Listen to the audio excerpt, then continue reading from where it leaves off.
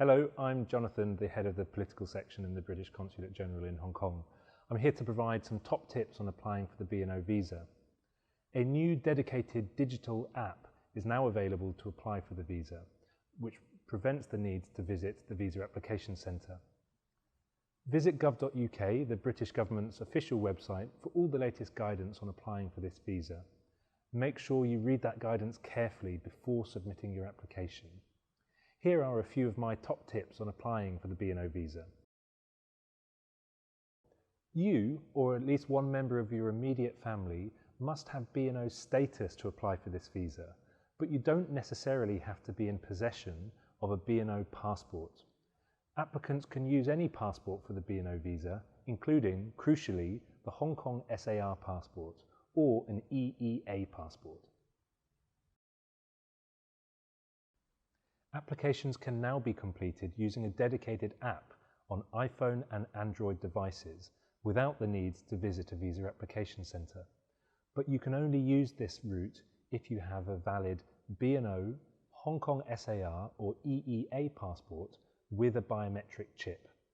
Unfortunately, if your passport doesn't have a biometric chip, you cannot use the fully digital route and will need to apply via gov.uk. We've produced a helpful explainer video on how to use the digital app, which can be accessed via our Facebook page. There are instances where the Chip Checker app is unable to read the biometric chip in your passport. If this happens to you, we recommend you try and use a different passport if you have one. Our testing indicates that this is a particular issue with Hong Kong SAR passports that were issued before summer 2019, and also the document ID number starts with a K.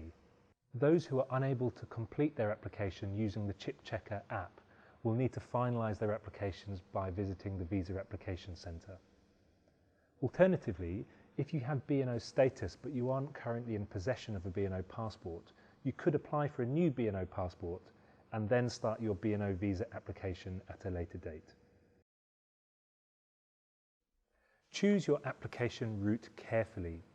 If you choose to start your application on gov.uk, which will require a visit to the Visa Application Centre in person, you will not be able to switch to the digital route at a later date.